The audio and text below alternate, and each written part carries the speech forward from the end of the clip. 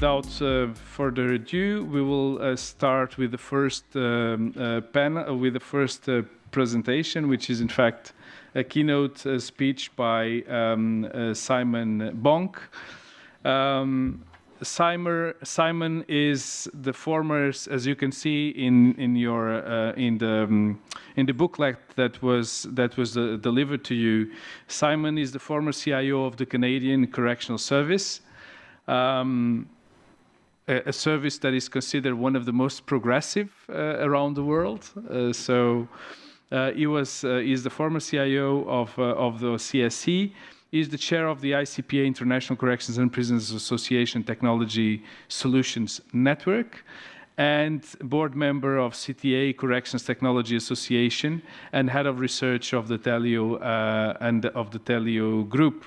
Simon, thank you very much for taking the time to be here with us. It's a privilege, really, for us to have you here, and the floor is yours. Good morning. And thanks for the warm introduction, Pedro. Much appreciated. I'm pleased to be here in Lisbon, and normally at this time of year, this weather is awesome, but last week in Canada it was about the same temperature, so it's a little bit colder today, so I'm glad that it's warm here, and I hope everybody's enjoying in Lisbon. As Pedro mentioned, my background, I'm pretty fortunate in having the ability to kind of see different perspectives around the world.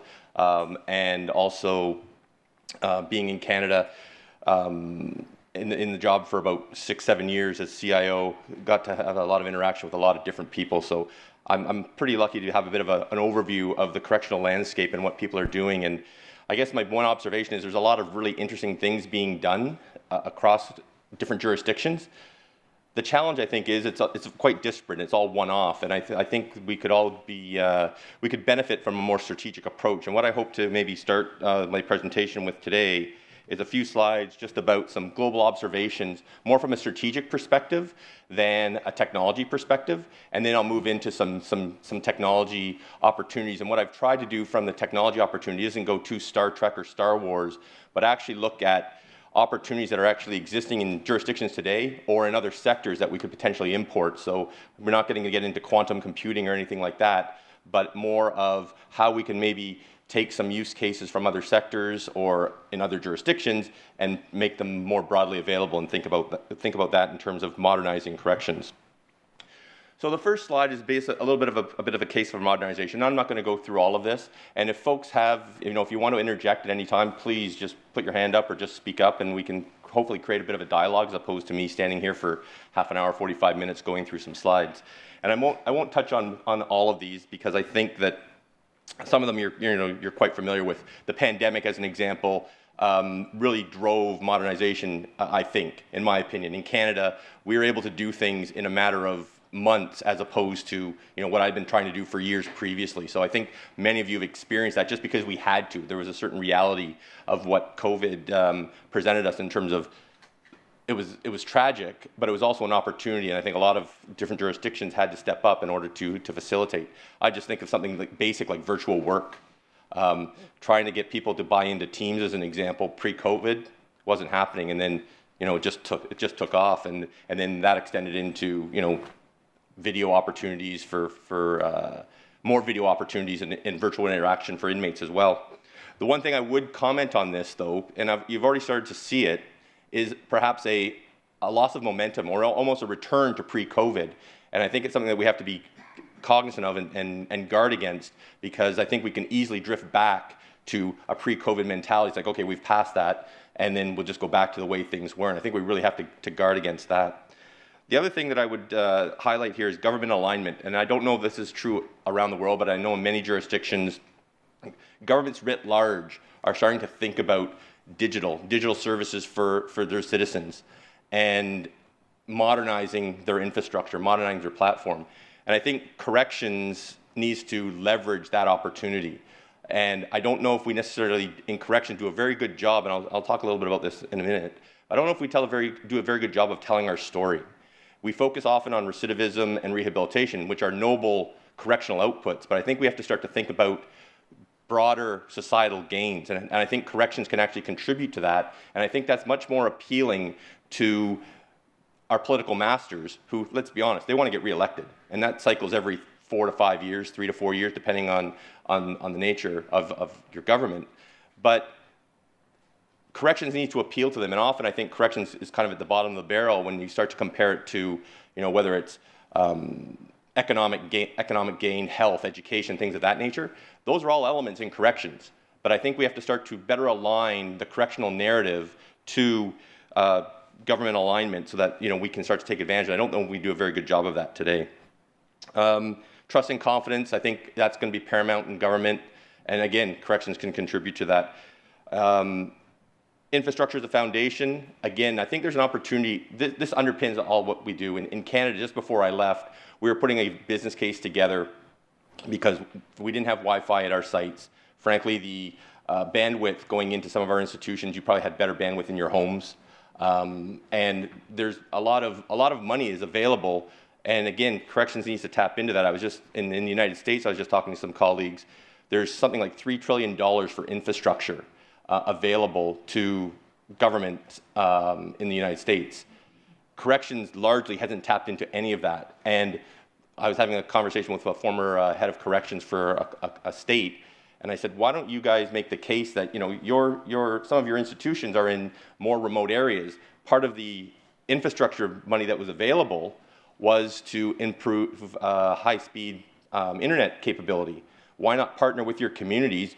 The community will benefit, your institution will benefit, and then that lays the foundation for you to be doing a lot more things. So having that understanding of, again, where to tap into and make the case for modernization, leveraging other opportunities that may not be within the correctional domain, I think is something really important that we should start to tap into. But this is just a bit of a list of where I think jurisdictions can think about building their case for modernization. And there's a lot of drivers out there. And I would really start to think about tapping in to tell the narrative to get that investment, because at the end of the day, modernization is going to take some investment. So some of the benefits of modernization, again, I don't want to go through all of these, but the key point on this slide, I think, is, again, it goes back to I have a hypothesis that when we talk about the benefit proposition in corrections, we talk about recidivism, we talk about rehabilitation. Again, great, noble outcomes. I'll call them outputs. I think we have to start to demonstrate empirically that these outputs lead to higher economic, societal, organizational gains, and make the business case that this leads to this. So as an example, we understand, by and large, in many jurisdictions, that we have overrepresentation of different ethnic groups. In Canada, for example, our Indigenous population in our prisons is extraordinarily high compared to the societal percentage. When we start to think about rehabilitation around Indigenous people, we often focus on their individual rehabilitation and reduce recidivism. I actually think we should take and talk about the narrative of how these folks can have an impact on Indigenous reconciliation, which is a high priority in Canada. You can extend this example to other racial groups. Racial equity, I think, then starts to come into play. And I think if we can start, again, to explain that benefit, that narrative around societal gain as opposed to the individual, I think we start to strengthen our business case. And diversity, the impact. So I'll just to illustrate my point, if, for example, we can help somebody in an institution, an incarcerated individual, embrace education, and we also understand that in a lot of these ethnic groups, their level of education may be underrepresented as well. So if we can build a strong educational program, get buy-in to that program, yes, that individual is better set up for success, reduced chance of recidivism, but what are the other benefits? When they return to society, they have a higher chance of getting a good paying job. That then translates into a less dependence on the social services network. So they're making a greater contribution economically, reducing the need for government to support individuals. At the same time, what about their peer group? Their peer group, their family, they go back, they value education, perhaps they have a greater influence on their children or their community. That starts to break the cycle of incarceration, economic benefit again, racial equality, things of that nature. We have to, if we don't start to elevate the narrative beyond recidivism, we're going to lose out in terms of investment for, again, we're competing against border security. We're competing against healthcare. We're competing against education for investment dollars from our political masters.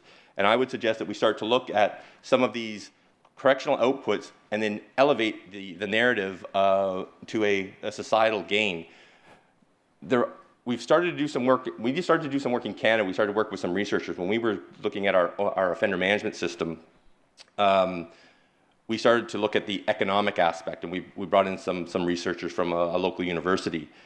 The numbers started to be staggering. I actually said, okay, let's tone down this business case because somebody's going to ask for that return on investment. Some of it was internal, some of it was more of a societal benefit, but I think it's there. And I think we just have to start to do some work. With ICPA, our sub-working group, we're trying to create some sub-working groups. This is one area that we want to tackle and work with some researchers to actually start to invest in making the empirical links through research between those correctional outputs and the more strategic societal gains.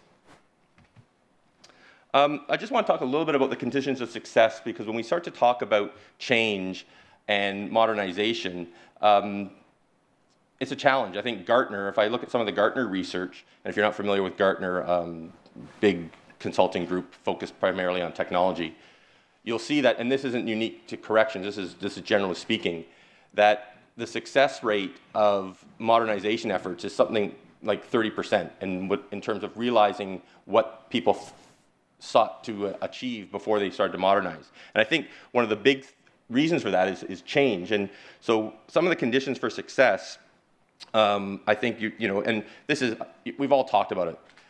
What I find interesting is we all talk about it, we all know about, leadership's important, culture's important, having a vision, strategy, and roadmap, I think is important, proper governance, risk management.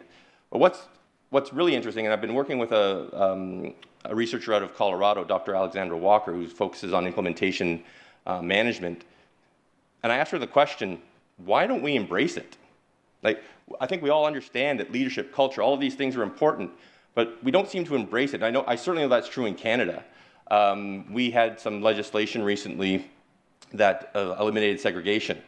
And when we started to put in some of the modernization pieces to that, because we had some, I would call some pretty dramatic reporting requirements. We basically had to track all the interactions with those people that were in what was formerly known as segregation, so that we understood and we could demonstrate that they were getting meaningful contact 4 hours a day. So we could have done that by paper, and that was the original thought, was to let's record this by paper. And it was funny because we had one of my folks, they held up a piece of like the old printer paper, and it fell to the floor. Every time we interacted with an inmate, we would literally need about 7 pieces of paper to complete all of the information. What we did was provide handheld devices connected through Wi-Fi. We didn't have Wi-Fi in our institution, so we set up some Wi-Fi. What happened, though, is that people would say the technology isn't working.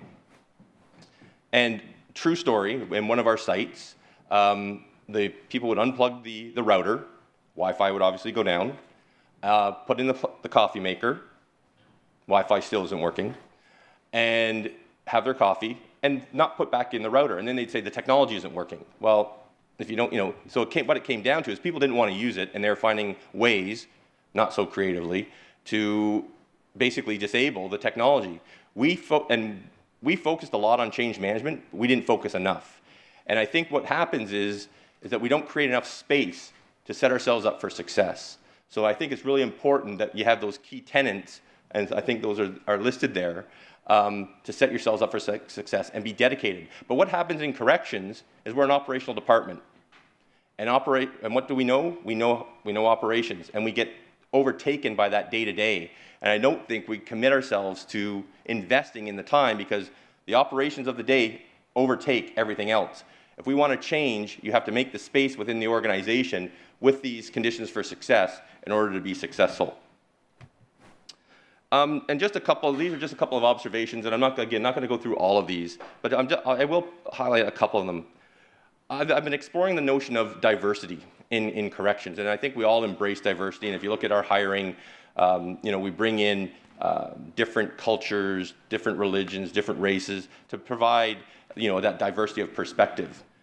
I'm of the view that in corrections that perhaps the one thing that we're not thinking about in terms of diversity is diversity of experience. And I look at Canada as an example. Our commissioners, actually, in fact, the last two commissioners, which would probably be a tenure now of over 15 years if you combine them, have spent their entire career in corrections. On the one hand, that's great. They understand the business.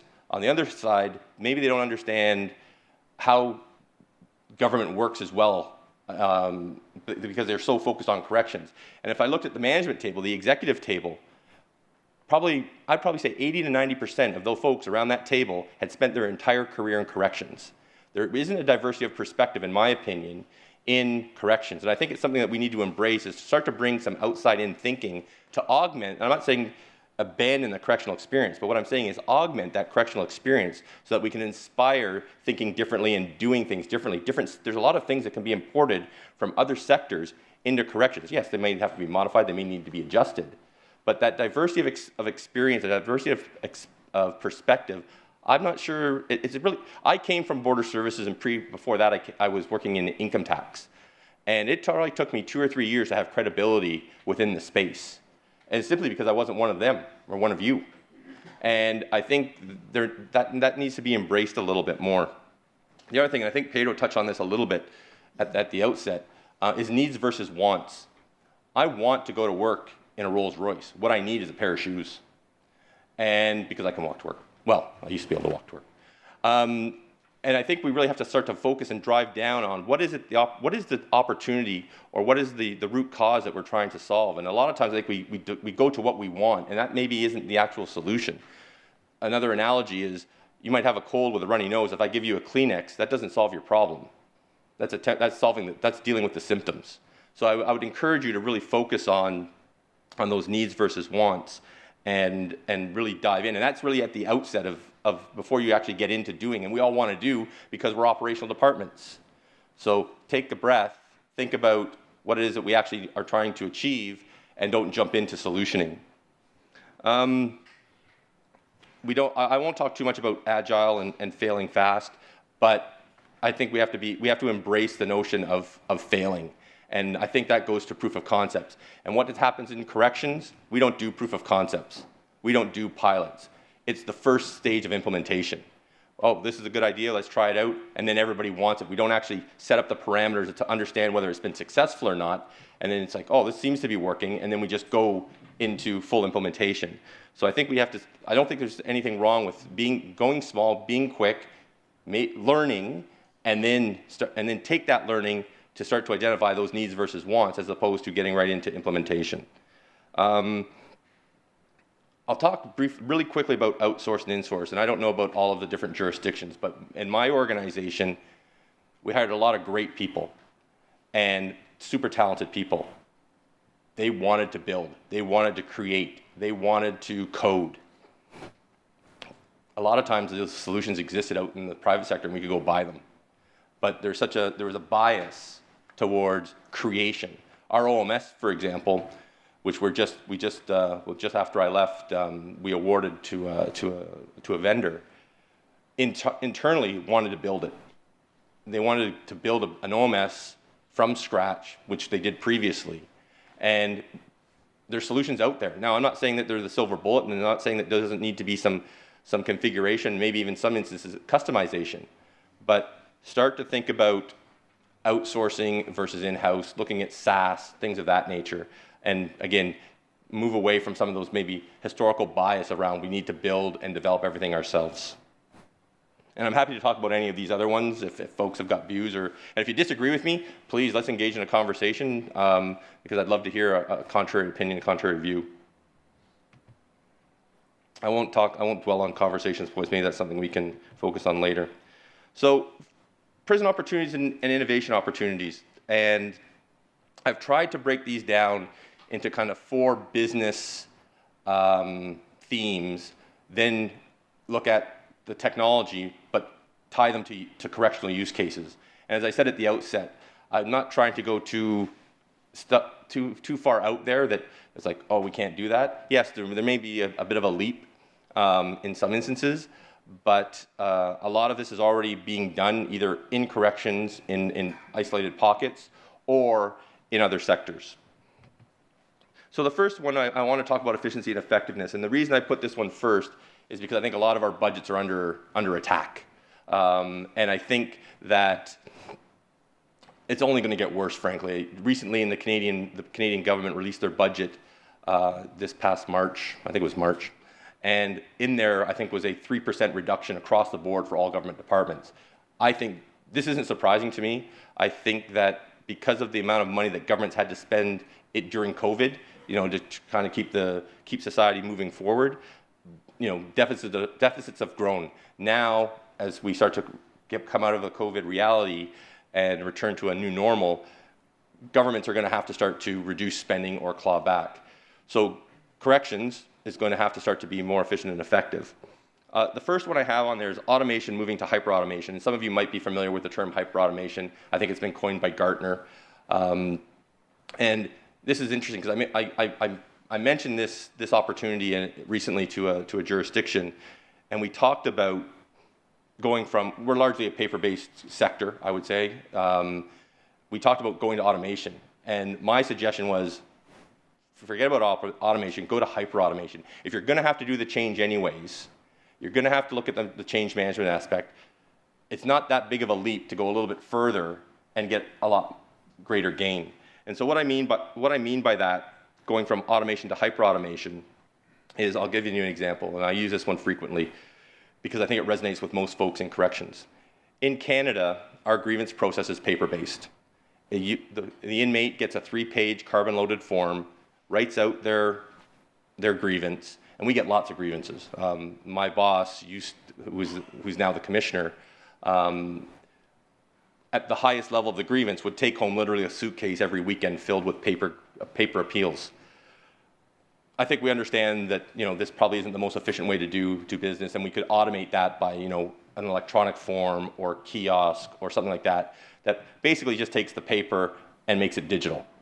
Good, an improvement, absolutely. But why not think about leveraging an AI engine? And in the next presentation or later today, we'll be talking about AI and some of the ethics around that. So I won't drill into that too much. But the notion of, so in Canada, we'd get a lot of food grievances. Johnny's apple was this big, Billy's apple was this big. I'm exaggerating. But the point being is that there was a lot of perhaps important grievances for the inmate, but perhaps a little bit frivolous and repetitive from a jurisdictional perspective. Could we not create a database that has these grievances, and when a grievance about apples comes in, and this is a real example in Canada, we got a lot of food grievances of this nature. Could we not have an AI engine take a look and say, you know what, this is a 98% match to the last 100 apple grievances, and we decline them all? And I'm not saying that AI makes a decision, that's not what I'm suggesting. What I'm suggesting is that AI could facilitate decision support and expedite the process. Ultimately, the officer would still have to take a look, go through it, but now they would have that history. They wouldn't have to necessarily look at what they could remember for the last 2 or 3 weeks of apple grievances. They could actually start to say, okay, it's a 98% match to the last 100 grievances on apples. Again, expediting that process, and then the digital response and all that good stuff happens, and it shrinks the time. And now officers aren't spending time reading through, trying to remember apple grievances. They've got that. It's like a doctor, right? If you have a doctor and you go for a diagnosis, he can or she can remember, maybe the 10 last cases. An AI engine can bring up thousands of cases instantaneously. So I think it's a powerful opportunity to be much more efficient and effective. And again, I'm not going to go through all of this stuff either, but AI is already being used in some jurisdictions to help with placement on release. So, and not just where to go, but where they can be most successful. So you can bring in a lot of factors. AI can help to identify opportunities where people could be more successful to be reintegrated into society. So more efficient, obviously one, but also more effective. So I think there's some, again, and I just want to caveat, I understand the risks around AI, the bias, and things of that nature, and again, hopefully we'll talk about that a little bit later today. But I would encourage you to explore the opportunity of AI in your jurisdictions. The other thing I would say is also think about just automation as well. Again, not getting into hyper automation necessarily, but in Canada, an offender can get OMS data. They have access to certain OMS data. How do they get it today? They go to the correctional officer. The correctional officer goes into OMS, presses print, hands the paper to the inmate. Could we not integrate the access to that information? And a lot of jurisdictions use tablets, they use kiosks. Could we, through an API layer, not make that available to the inmates so they can self-serve? Again, officers' time now being focused on higher value work, no paper, self-serve, promoting the notion of normalization. Again, that notion of automation, I think, is a big one. The other one I'll move off of automation and hyper-automation, but I would really encourage you to think about leapfrogging automation and embracing. You're doing the change anyways. It might be a little bit more difficult, but incrementally, I would argue that it'd be easier to create that hyper-automation opportunity. Robotics, and this is an interesting one, and it's, again, maybe this one's a bit Star Wars, but if you look at Singapore as an example, during COVID, they had robots going in and disinfecting different areas. I think they're also using it to expedite counts. Could we start to look at robotics to do some of those repetitive tasks? And again, moving officers into more higher value work. I've also seen robotics used for perimeter maintenance to check the exterior fence for breaches and things of that nature, or just checking to make sure everything is good, or also using it just to monitor the situation around the fences. So again, probably a little bit more of an investment required there, and perhaps a little bit down the road, but again, I think robotics is an interesting opportunity. Internet of Things, again, I'll just touch on one of these because it's used quite a bit in the healthcare, kind of in an inverse reality. It relates to self-harm. So in a hospital, often you'll see low emission Bluetooth being used to identify when somebody maybe has fallen out of bed, so that they're not, the bed's this high. Now the Bluetooth picks up the sensor that they're on the floor. They can send an alert to the nursing or whoever to go and check on the situation. In corrections, could we use it for the inverse? That if somebody tried to engage in self-harm, for example, and tried to hang themselves from their cell, could low emission Bluetooth detect that an RFID bracelet, as an example, is at an elevated state? Could that then send an emergency notice to officers to go check on that person and hopefully intervene before something tragic happens? I also think that we could import IoT from a smart city perspective, and one of the opportunities I think that corrections has, and again, I don't know about other jurisdictions, but in Canada, the correctional jurisdiction was, I think, the third largest polluter in federal government. Now, in fairness, we owned a lot of our own buildings, which then elevated our status in that regard and as a polluter. But could we be starting to use Internet of Things and monitors and sensors and things of that nature to reduce our carbon footprint? I think smart cities are already utilizing this technology. We could just import it to in the correctional reality. Safety and security. I think this is one that will resonate with a lot of correctional officers. And I'm thinking about proactive security in this space, and again, looking at artificial intelligence and machine learning. And I want to give you two examples, and again, not necessarily in our sector, but I think it could be easily imported. I had a conversation with a company, I think they were out of Ireland actually, just recently, and this isn't doing it justice, but I'll term it sentiment analysis. And what they did is they put an AI engine over top of, it could be your Teams chat or email or whatever, and they were actually using it with employers to proactively identify mental health issues from correspondence of their employees.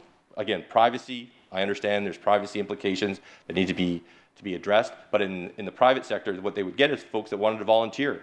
And so people would sign up, and what they would do is their engine would sit on top of a Teams chat, as an example, Teams channel, and would create a baseline, and then they could have markers that would identify that there might be a change in their mental health. And so I asked them, could this then be extended to maybe aggression analysis of if you're looking at inmate correspondence, and again, with the caveat, there's a whole privacy consideration here, but could you start to create a baseline for inmates based on the correspondence that we monitor and record? And this could also be done by voice and then just do the transcription, voice transcription to text, and start to identify markers of aggression. Then that would allow officers to perhaps be proactive in working with inmates to perhaps curtail this behavior or intervene, anger management, whatever, being proactive to reduce security issues.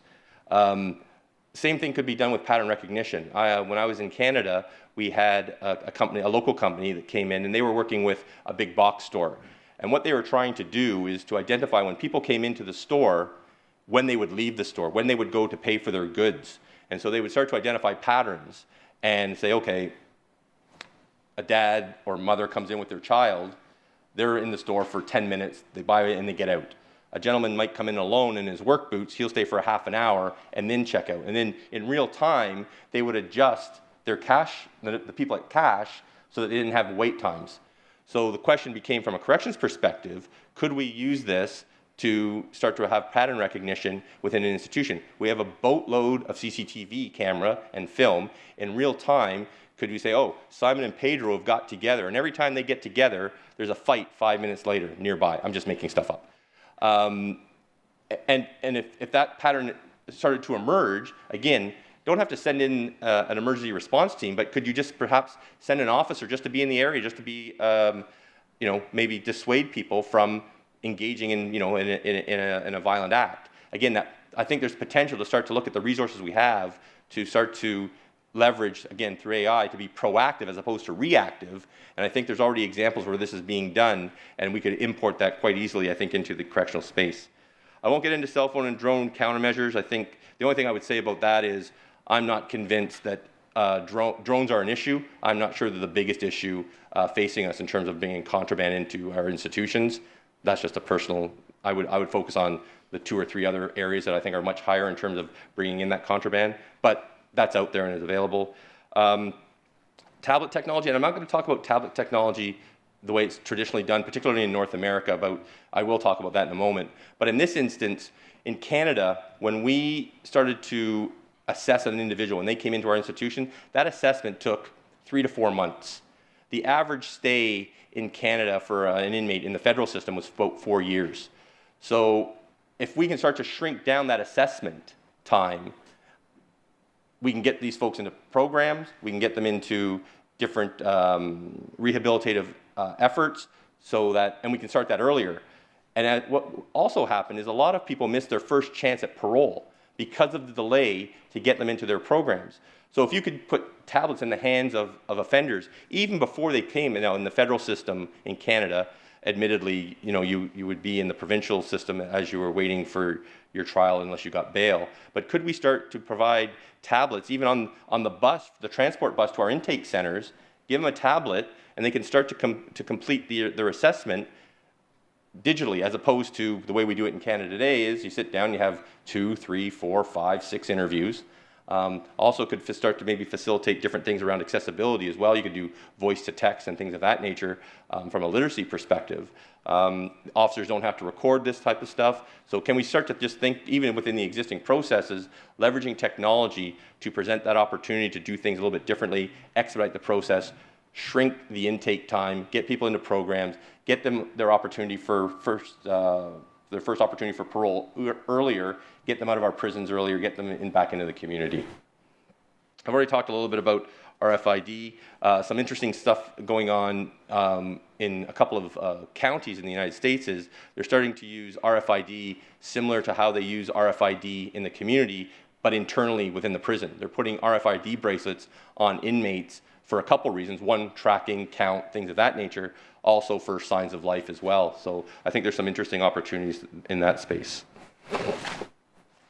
In-cell digital services, and I think Europe embraces this a little bit more than North America. You have telephones in cell, and sometimes in Finland they have their digital prisons that have laptops and things like that.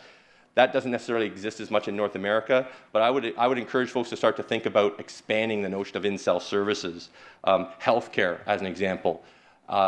Could we start to do some telehealth within cells, or even on wing? And I think that there's a whole bunch of security benefits there. You have less movement, even to the infirmary within the prison. So can you start to do things more in cell? And I would also encourage you to start to consider about different ways to deliver in cell. One of the challenges we had in Canada, our prisons are old, many of them. The wiring is outdated. It costs a fortune to put in Wi-Fi. We were starting to explore private networks, and I wasn't convinced necessarily that it would work. But with the company that I talked to, did a lot of private networks for shipping ports. And the analogy to the prison is that the shipping containers have RFID in them, and sometimes they're buried, they're stacked 6 high, 7 high, I don't know how many deep, but they could still get the connectivity to those shipping containers. I didn't get the chance to actually put that in place or try to explore how effective private networks would be in a correctional space. But I would encourage folks to think, don't limit yourself to Wi-Fi, don't limit yourself to fiber. Think about the opportunity of a private network within your prison. It might end up being cheaper, give you better coverage, and allow you to start to do more in-cell work. Mobility of staff. Again, I talked a little bit about the challenge we had in Canada with regards to legislation change with segregation, putting handhelds into the hands of officers. I know Switzerland has done it, and some of you may know Annabelle. They've done that in Switzerland, I think, with great success. Again, allowing officers to get out of that paper mode, starting to empower them in real time. Even think about on a shift change. If let's say there was an inmate that had a particularly bad day, on the shift change, you may not necessarily bump into the officers coming on duty and going off and not have an opportunity to have that conversation. And maybe it's not something you want to put in the OMS, but maybe there's a little note function within the digital handheld for an officer that could say, oh, the inmate had a bad day today. Maybe they had bad news from a loved one or something like that. Maybe they needed a little bit more special attention. Again, having that available to them in real time, in their hand, at the palm of their hand, I think is something that could empower. And a lot of times when we talk about technology, we talk about the inmate. Let's not forget about our staff and being able to empower them and giving them the same opportunities, because I think otherwise they may, from a change management perspective, they might be saying, oh, inmate's getting a tablet or inmate's getting this opportunity. What about us? So I also think we have to think about staff. And I think there's other stakeholders as well, and I'll touch on that in a moment. Digital services, promoting the notion of normalization. And again, a lot of you folks know about the digital services, in entertainment on tablets, video conferencing or video on tablet, education on tablets. But I think we can take it to another level. We were recently talking to a company that there's gaming on some tablets. Well, could we start to have gaming so that you could be gaming with your family? You have a child at home and they like Fortnite or something like that.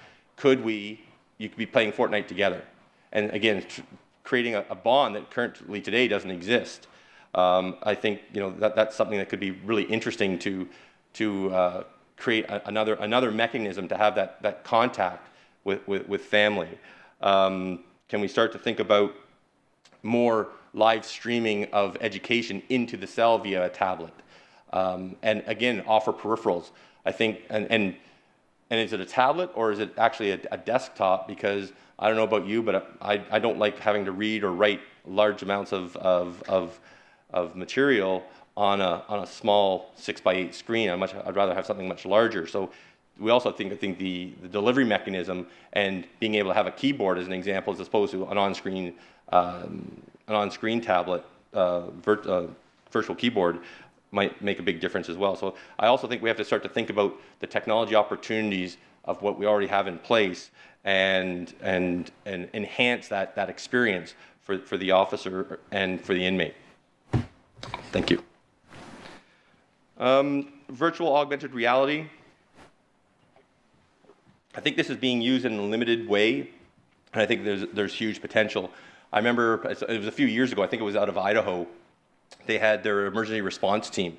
Obviously, high stress situation for officers. And I remember this one officer, as part of the presentation, grizzled correctional veteran, and he talked about the challenges that he had being on that team and some of the things that they had to do, and the mental health impact that had on him.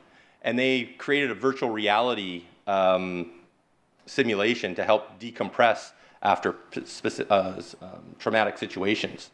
And again, I think it's out there. It's being used. I'm not sure the full potential is being realized there. Also, from an education perspective or a job training perspective, virtual or augmented reality could be interesting. Even from an audit perspective, you have to do audits. I know there's companies out there that use augmented reality where, maybe people didn't have access to certain parts of a facility.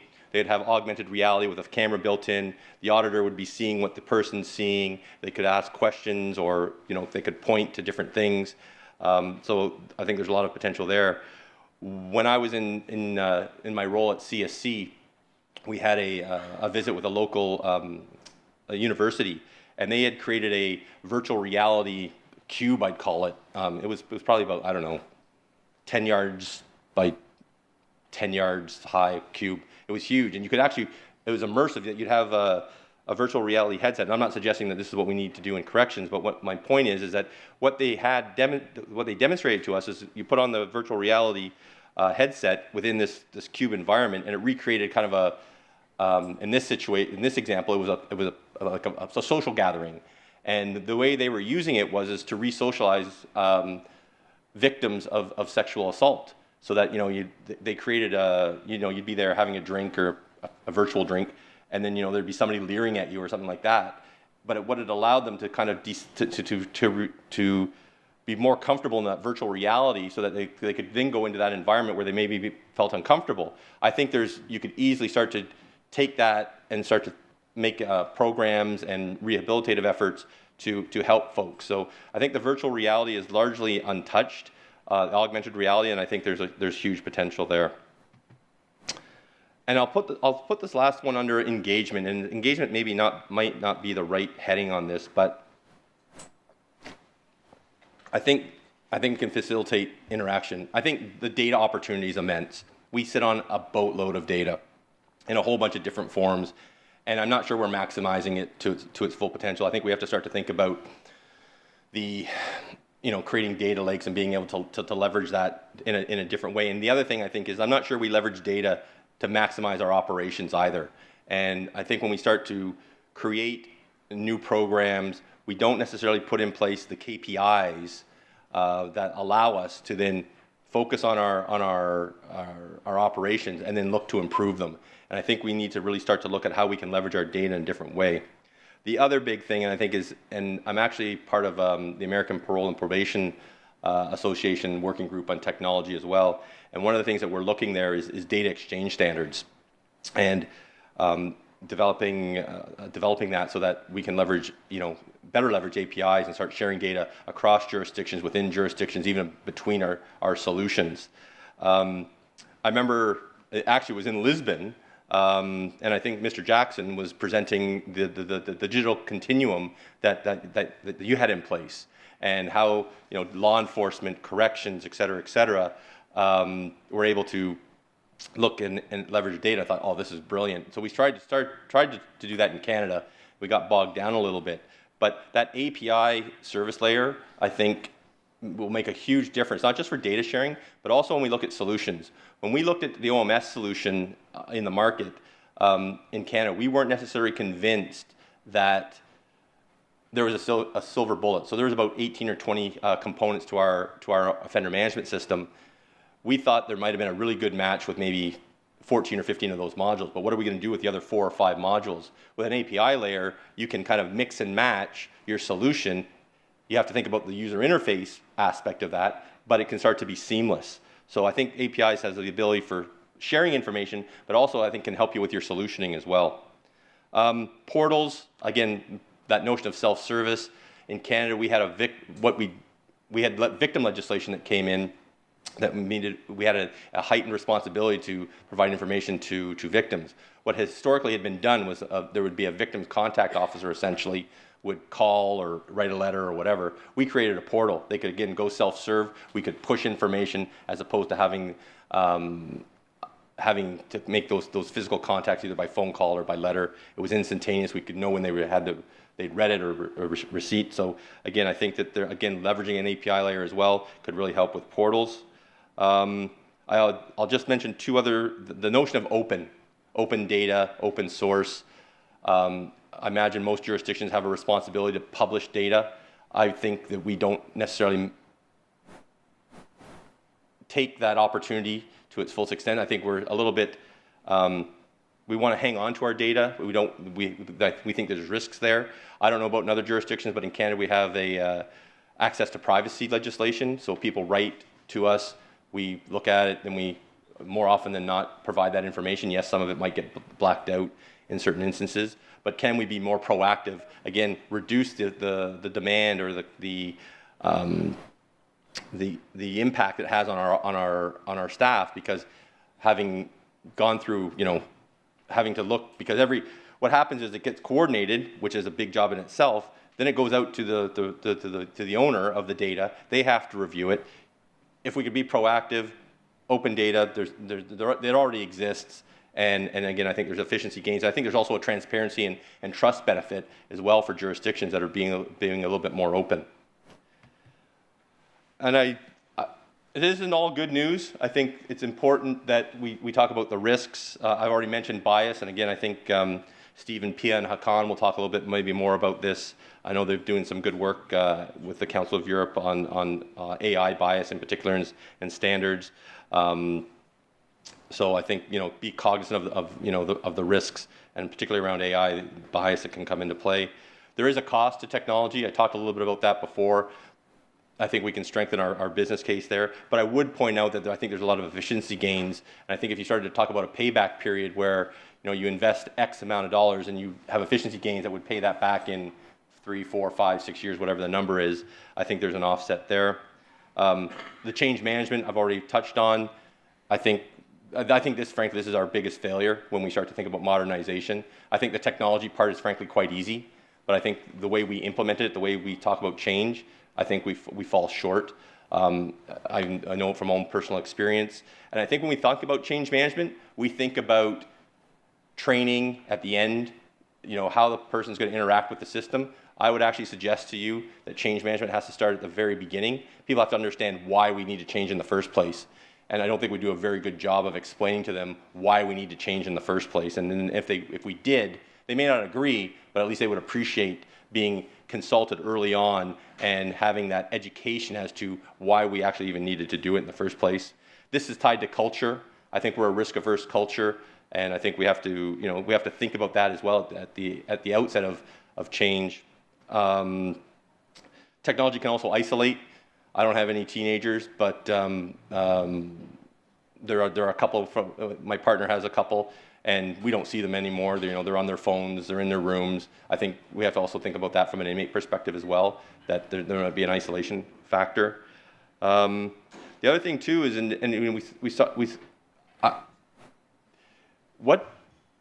a familiarity of technology. I think our population today is aging. They may not have the same familiarity with technology, but what about the new criminals, if I can put it that way, or the people that will be coming into our institutions? What's their familiarity with technology, and will they be taking a step back if we don't start to modernize? And what does that mean in terms of rehabilitation? I don't necessarily have the answer to that. Same with staff. As we're trying to attract staff. I think we're all struggling with recruitment. How do we make our environment a little bit more attractive to new recruits? If we're all on paper and they're used to a digital reality, how's that going to translate into people wanting to work in our sector? So I think there's things to think about familiarity and expertise with with technology, both from a staff perspective, but also from an inmate perspective. And there's a public perception as well. I mean, we were going to do a tablet pilot in Canada, got shut down by our minister largely. Well, there's a couple of reasons, but the key one is he wasn't sure what the optic would be of us giving tablets to inmates when, you know, there might be certain segments of the society that doesn't have a tablet. So there's that aspect as well. So again, just be aware of technology. I don't want to dwell on it, but it's not all upside, and I think you have to think about the risks and mitigate those risks before you start to engage on a modernization effort. So I'm going to pause there or stop there. I don't know where I am on time, but you're right on time. Okay. So I don't know if there's we started late, but you had your half an hour. So okay. So I don't know if there's right on time. Questions or comments. Thank you very much for this very interesting presentation. As some of you may know, I am a correction officer for almost 25 years now, and I will just add on something or just have some thought about it. It's also probably a part of the panel for tomorrow about challenges. You were mentioning the word momentum, and I think this is a very important point, because I now see in my amongst my colleagues, it's like during the pandemic, you know, at the moment we only have one telephone for 32 inmates. So during the pandemic we had cell phones, and they were allowed to use the cell phones.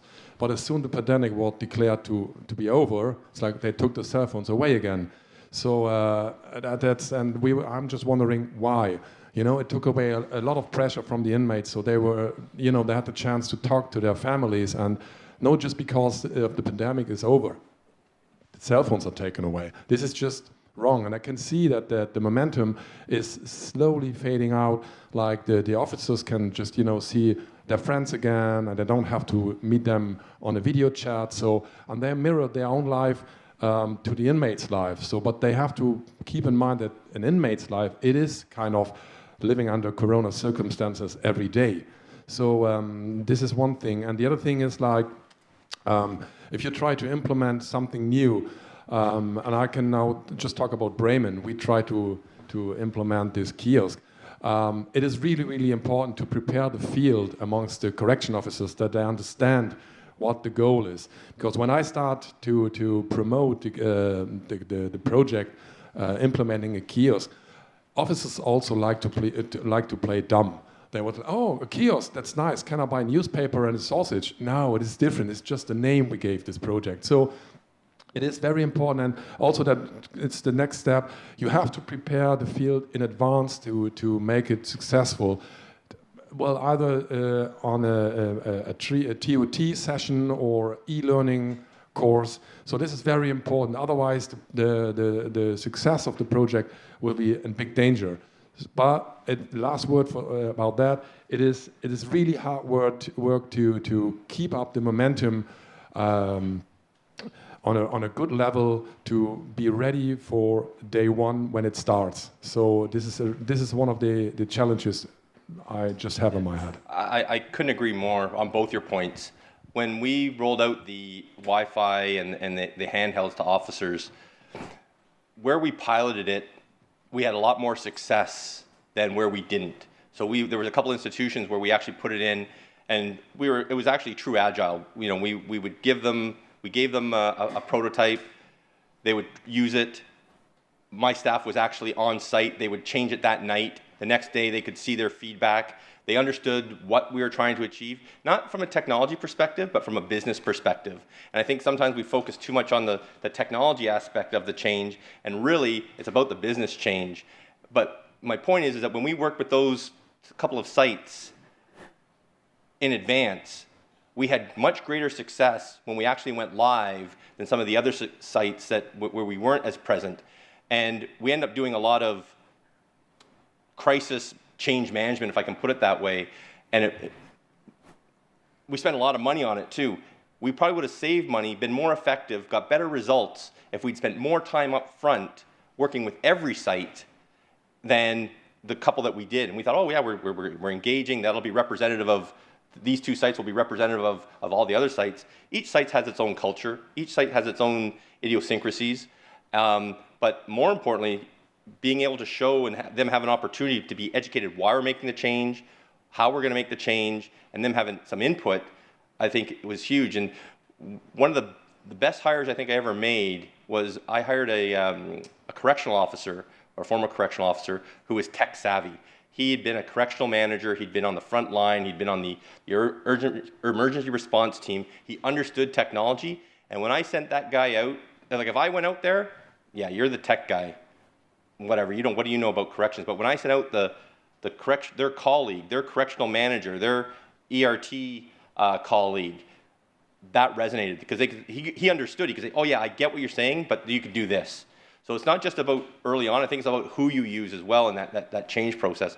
But I couldn't agree more on change, and I don't think we spend, like I say, I think we often default change management to, here's the user interface, here's how you use it, and it's at the end, and I totally agree, it needs to be upfront, and we have to spend a lot more time and money. And the other thing on momentum, again, I see it in a lot of different jurisdictions, and I think, frankly, it's going to take some courage and leadership from people to kind of stand up and say, let's not regress, because I think there was a lot of gains during COVID as well. I think, yes, it was really difficult for jurisdictions to respond and to protect the safety of the inmates and staff and the community, but we made a lot of gains, I think, and I think there has to be some courage and leadership to say, look, okay, let's not go back. But I think it's a huge risk. Thank you, Simon. Yeah, thank you, Simon.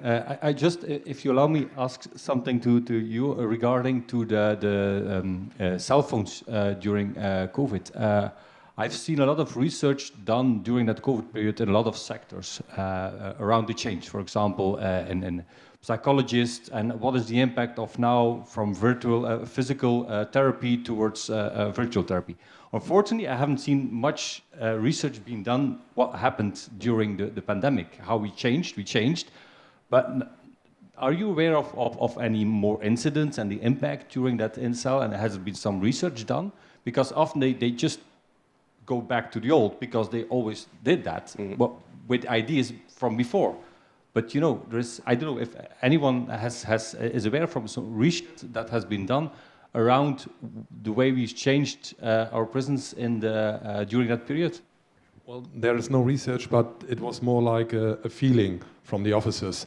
So that's what I was saying. It's like it was way more relaxed, and they had the chance to call their families. That's what I'm saying. There was no research. We just felt after we took the cell phones away, we built kind of a concrete wall for the first time, you know, when they were asking for the cell phone, and we said, no, they does not exist anymore. It was like going back to the Stone Age. Of course, they still exist, but you're not allowed to use them anymore. We seriously have very stupid discussions because we kind of agreed that let them have the cell phones, but we have to tell them we can't. So this is the conflict, but that's the only thing I can say.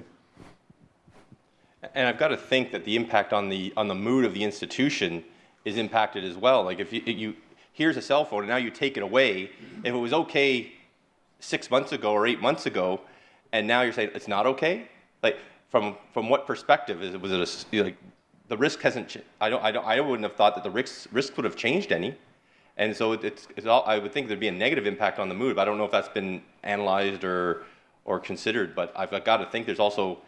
It'd be interesting to see if there's been a spike now of, like, you know, more incidents or something amongst inmates. I don't know. Maybe you can anecdotally say that the mood of the inmates is deteriorating, and that's manifesting itself in other ways. I don't know.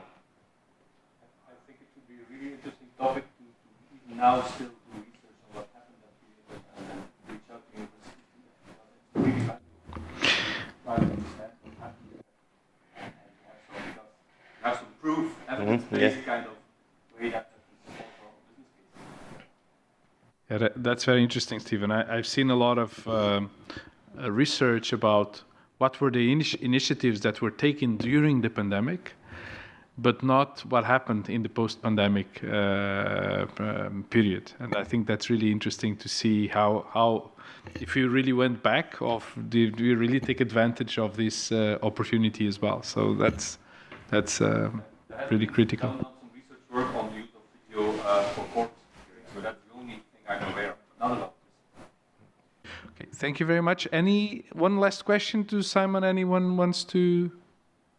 No questions. Okay, so I think we'll have the time for more questions throughout the day. Thank you very much, Simon. Thank you.